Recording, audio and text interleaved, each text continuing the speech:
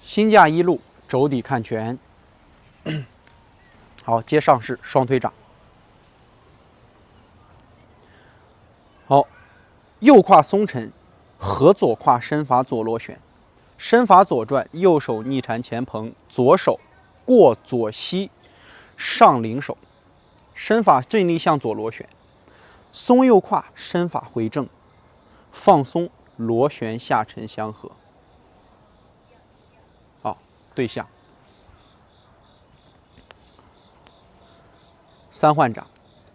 好，右胯松沉，身法左螺旋，左手过膝顺缠上领，身法尽力左转，右手顺缠下沉切掌，回正螺旋，沉肘相合放松，立身中正。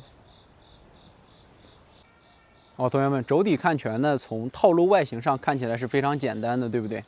那么我们记住，简单的动作里面只要包含了螺旋，那对于这个劲力来讲，包括身法的细节上来讲，它都是有比较难的一点。所以我们可以来看一下，肘底看拳是由三换掌顺势接身法的下沉螺旋。那么在这个位置呢，大家需要注意，很多同学认为，我们在做肘底看拳的时候，两手的力源随身法的转动，在练化的过程当中，左手是一个非常放松，通过身体的上引和下沉来形成这样的动作。1、2，我们通过身体的上下的起伏来去带动左手由下向上的弧线。实际上大家都把这个地方的劲力理解错了。那它的细节的针对性呢，就是在于这里啊，就是在于这里。它不是让我们进行上下起伏来通过身法的高低来带动手，而是什么？而是通过左右。大家可以看一下，当咱们产生螺旋的时候，身法一定是会产生下沉的，所以随着下沉的同时，身法在产生左转，那么你的左臂它一定会随着什么？身法的左螺旋向后去领力源。所以整个过程里面，你的身体是什么？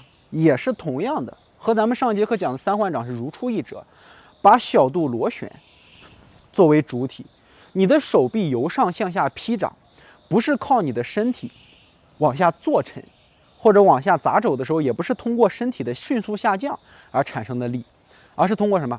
通过螺旋。那这个地方如果有老师不理解的话，咱可以举一个简单的例子，就是说，如果我们从上向下迅速屈膝下蹲，那么你能产生的力最大也就跟你的体重是一样的。但是咱们的丹田一旦旋转起来以后，那么你产生的这种螺旋的离心力，只要丹田力够整，那么对于我们的手臂来说，你的手臂甩出去的力量一定会比咱们身上的体重要大。那么就需要大家去理解，当身法产生转动，左手的运化就是放松螺旋自然下沉，以手背向下沉，在沉的过程当中，经过了左膝以后，不能让手背再朝后了。为啥？因为你看再往后是不是反关节了？所以过膝以后便顺缠上领手，身法继续向左螺旋。在这个时候最容易犯的问题是啥？跪左膝啊，把左膝跪进去，然后身体继续向左螺旋。所以我们还是那样的一个要求，我们身法在左转的时候，它一定要结合身体的小肚螺旋，让胯顺势向外打开。打开的时候，膝盖还在原地，产生螺旋，迅速下沉。那么我们的左手呢，说到头，它就是一个什么？通过身法以身带手，螺旋的时候借助手臂的松沉去做力源，就像我们平常老师们在做的热身功一样，就是环绕肩膀的这个动作，类似于这个动作啊。那么大家得切记啊，身法只要不起伏，那么你的手臂的力量就能通过小肚传出来，起伏了就没有了，非常简单的道理。那么我们再看，有很多老师对于光学这个动作，他可能不太理解，就是说，老师，我肘底看拳，我为什么非要让身法旋转的尽力向左？我的手从外侧合过来，它不行吗？好，首先咱们在这一节课基础课上来跟老师们去解答一下。对于肘底看拳的这个攻防含义来说啊，它的模拟的现场的场景是，比方说对方有人在抓住我们的肩膀以后，我们所产生的这个让肩，不是说你轻轻一让，就是你让到这块，你手一压就合过来了。我们希望的是能够将肩膀通过转身的方式，从对方的手里给它拖出来，让开他的力，然后一让肩以后，迅速的回手下沉。那么这个过程里面，对方可能是在推咱们的肩膀呀，对不对？你只让一点点，你就想把手臂再带回来，肯定是不现实的。所以最好的让劲是什么？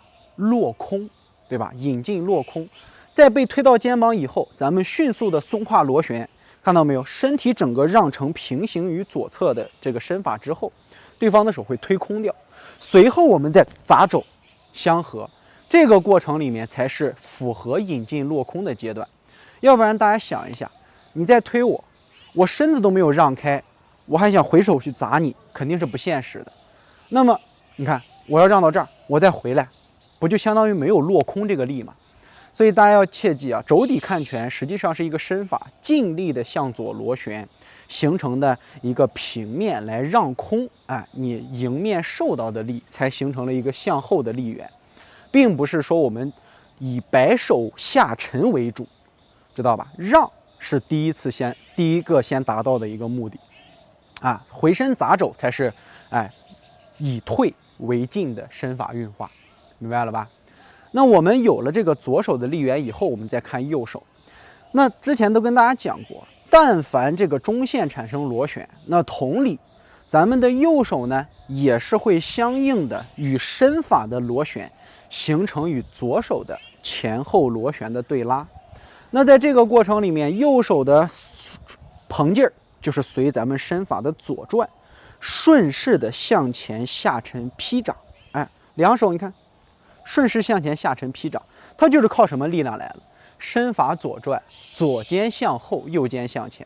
在螺旋的过程里面，我们要产生一前一后、一阴一阳的两个力。但是很多同学都已经把这个左手作为主体，起身下沉，右手就是一个非常放松往下合的劲儿，向前膨胀、向下按掌的合劲儿已经消失掉了。所以这就是我们最容易出错的这个点儿，容易阴阳失衡顾左不顾右。那大家再看，当咱们右手劈沉出去以后，你看咱身法还有一个向内回正的动作。在向内回正的过程里，很多同学喜欢把右手只是通过下沉来折叠你的肱二头肌向上去撩拳，实际上这个时候我们已经算是丢劲儿了，身体是散掉的。怎么样去把它做整？就我们去想象一下，平常你在练习热身的时候，抡臂拍打，在你抡臂拍打的时候，身法一转，在向回转的过程里面，通过回转的一瞬间，你的两手会非常放松的拍打在我们的周身。那右手也是同理呀。当右手由前向内相合的时候，你的右手它是通过身法的向右迅速螺旋。如果咱们把肘底看拳发力，看到没有？把肘底看拳发力。那在这个过程里面，你的右手是怎么合进来的？它不是靠肱二头，而是靠什么？而是靠咱们的身法迅速的右转，让身法的螺旋带动右手向上撩拳。